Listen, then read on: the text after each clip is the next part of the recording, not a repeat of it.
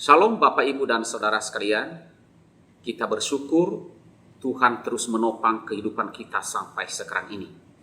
Dan marilah kita memulai hari ini, kita merenungkan firman Tuhan sebelum kita memulai seluruh aktivitas kita sepanjang hari ini. Mari kita mohon pertolongan Tuhan, kita berdoa sebelum kita membaca firman Tuhan. Mari kita berdoa. Tuhan Allah Bapa kami yang bertahta di dalam kerajaan sorga, ya Tuhan, kami bersyukur kepadamu. Kami bersyukur untuk seluruh hidup kami. Kami bersyukur karena Tuhanlah yang menopang kami. Kami bersyukur karena Tuhan memberikan kami kekuatan, memelihara kami dan memberkati kami. Terima kasih Tuhan. Ya Tuhan, inilah kami pada hari ini. Kami akan membaca firman-Mu, kami mau merenungkannya, dan karena itu berbicaralah kepada kami. Kiranya Allah Roh Kudus bermurah hati menolong kami, menguatkan kami, agar kami dapat fokus dan kami dapat merenungkan firman Tuhan serta mampu untuk melakukannya. Tuhan, tolonglah kami, ampunilah segala dosa kami Tuhan, sucikan kami oleh darah Tuhan kami Yesus Kristus. Kiranya kami boleh berkenan kepada Allah oleh karena Yesus Kristus Tuhan dan Juru Selamat kami. Di dalam nama Tuhan Yesus kami berdoa dan bersyukur. Amin. Bapak, Ibu, dan saudara-saudara yang kekasih di dalam Tuhan Yesus Kristus, firman Tuhan yang kita renungkan pada hari ini, saya ambil di dalam Roma pasalnya yang ke-8, ayatnya yang ke-28 sampai dengan ayat 30. Firman Tuhan berbunyi demikian. Kita tahu sekarang bahwa Allah turut bekerja dalam segala sesuatu untuk mendatangkan kebaikan bagi mereka yang mengasihi Dia, yaitu bagi mereka yang terpanggil sesuai dengan rencana Allah. Sebab semua orang yang dipilihnya dari semula, mereka juga ditentukannya dari semula untuk menjadi serupa dengan gambaran anaknya, supaya ia, anaknya itu, menjadi yang sulung di antara banyak saudara. Dan mereka yang ditentukannya dari semula, mereka itu juga dipanggilnya. Dan mereka yang dipanggilnya, mereka itu juga dibenarkannya. Dan mereka yang dibenarkannya, mereka itu juga dimuliakannya. Demikian firman Tuhan yang kita renungkan pada hari ini. Nah, Bapak, Ibu, dan Saudara yang kekasih di dalam Tuhan Yesus Kristus, judul renungan kita pada hari ini adalah keselamatan yang sempurna dan lengkap. Nah, Saudara, di dalam firman Tuhan yang barusan kita baca, di sana firman Tuhan berkata, Allah itu turut bekerja di dalam segala sesuatu untuk mengerjakan hal yang baik bagi orang-orang yang mengasihinya. Nah, masalahnya saudara adalah tidak ada manusia yang benar-benar mengasihi Allah, karena semua manusia telah jatuh di dalam dosa. Nah, oleh karena keberdosaan ini, oleh karena keberdosaan manusia, sampai-sampai Alkitab memvonis demikian. Manusia itu telah mati dalam pelanggaran dan dosa, telah terjual di bawah dosa, dan telah ditawan oleh hukum dosa, dan orang-orang yang harus dimurkai, yang harus dihukum oleh Allah. Nah, saudaraku yang kasih dalam Tuhan, bila demikian, bagaimana ayat firman Tuhan yang barusan kita baca tadi bisa kita fahami? Ya, untuk kepada siapakah janji keterlibatan Allah itu ditunjukkan? Sebab tidak ada seorang pun manusia yang benar-benar mengasihi Allah. Tidak ada, saudara. Nah, disinilah kita mesti bersyukur kepada Tuhan, sebab Ia sungguh mengasihi umat manusia. Ia sungguh sangat mengasihi setiap kita.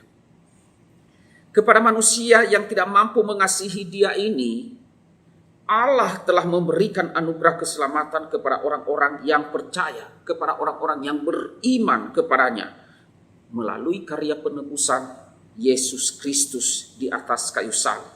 Sehingga saudara, setiap orang ataupun siapa saja yang percaya kepadanya tidak akan binasa, melainkan beroleh hidup yang kekal. Nah, saudara-saudaraku yang kekasih di dalam Tuhan Yesus Kristus, kitab suci mengatakan bahwa orang-orang yang percaya itu adalah orang-orang yang dipilih Allah. Tentu maksud dari perkataan ini adalah kita bisa percaya karena Allah lah yang berinisiatif menyelamatkan kita dengan tanpa syarat. Artinya saudara, dasar pemilihan Allah bukan karena kualifikasi diri kita yang layak. Atau dengan kata lain, bukan karena kelayakan kita, bukan karena kesalehan kita, bukan karena kepintaran kita, bukan karena kecakapan kita. Sama sekali tidak. Tetapi saudara, melainkan atas dasar ketetapan dan kedaulatan serta kemurahan Allah semata-mata. Kita dipilih oleh Allah. Dari kitab suci pula kita mendapati bahwa karya keselamatan yang Allah kerjakan sepenuhnya bersifat sempurna, lengkap. Tidak ada yang kurang. Alkitab berkata bahwa Allah itu memilih, Allah memanggil, Allah membenarkan, bahkan memuliakan orang-orang yang percaya. Nah, oleh karena pemuliaan itu terjadi kelak ketika atau sewaktu Yesus datang kembali ke dalam dunia ini untuk kedua kalinya. Ini berarti karya keselamatan dikerjakan Allah dari awal sampai akhir, sampai kita benar-benar dimuliakannya.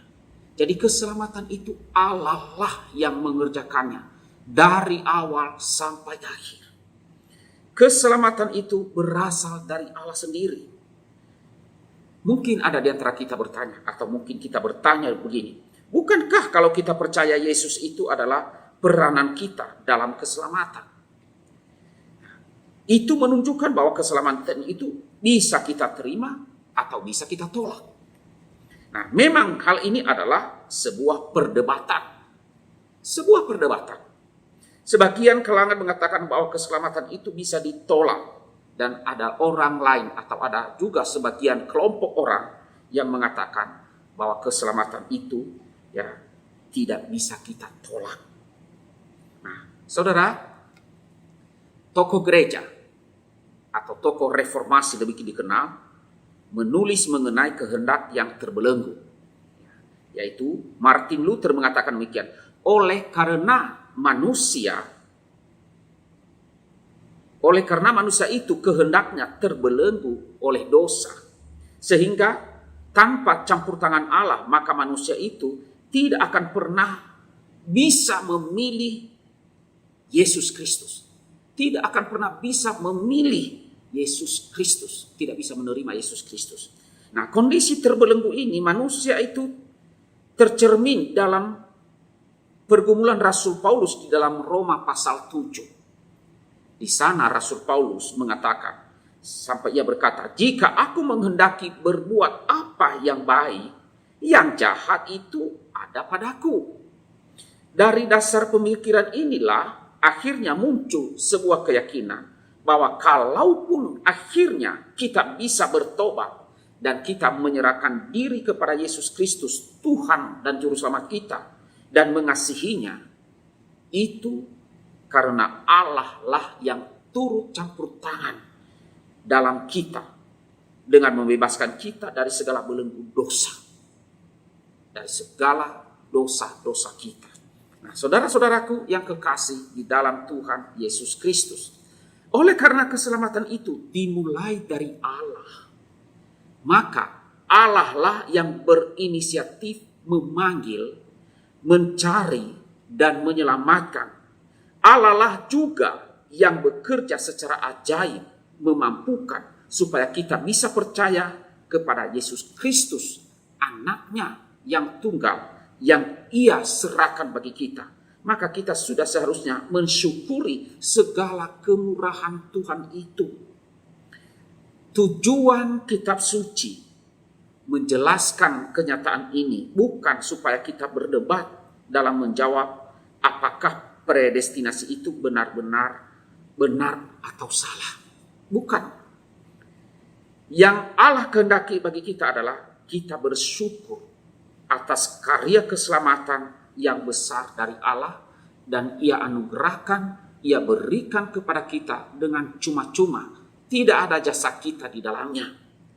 Aspek yang turut terlibat sewaktu kitab suci berkata bahwa Allah berkarya, bahkan sampai pada fase pemuliaan adalah Allah juga bekerja dalam memeliharakan kita.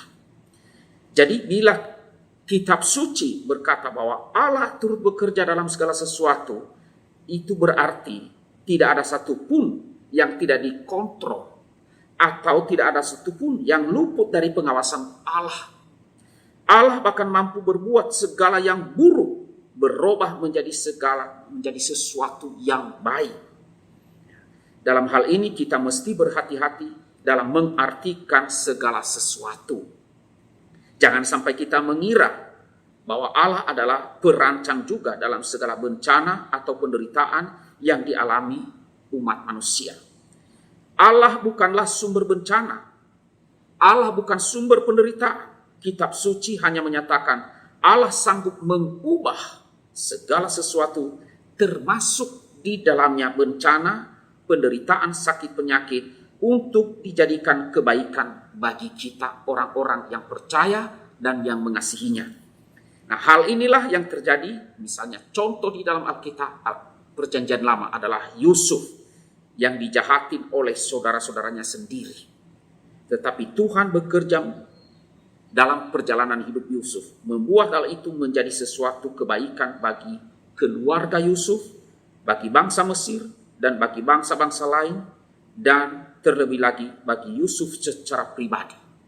Jadi saudara, yakinlah bahwa ketika kita yang orang-orang yang telah percaya kepada Yesus Kristus menjalani kehidupan kita di dunia dengan berbagai macam masalah, tantangan, kita tidak sendirian. Ada Tuhan Allah yang menyertai kita, dan Ia memelihara kita sampai akhir hayat hidup kita. Kita bersyukur kepada Tuhan. Amin. Mari kita berdoa. Tuhan Allah Bapa kami yang bertata di dalam kerajaan sorga, ya Tuhan, kami bersyukur kepadamu karena Engkau telah mengerjakan keselamatan bagi kami, mengerjakan dengan sempurna dan lengkap. Dan tidak ada satu pun jasa kami di dalam keselamatan itu. Dan keselamatan itu Engkau anugerahkan kepada kami di dalam iman kami melalui Yesus Kristus. Dan iman kami itu pun juga Engkaulah yang memberikannya. Engkaulah yang menghidupkan kami kembali setelah kami mati karena dosa. Karena tidak mungkin kami hidup tanpa Engkau menghidupkan kami. Terima kasih Tuhan. Engkau memberikan iman di dalam hati kami untuk menerima dan menyerahkan diri kami kepada Yesus Kristus, Tuhan dan Juru Selamat kami. Ya Tuhan, hamba berdoa bagi seluruh jemaat pada hari ini. Kiranya Engkaulah yang memberkati.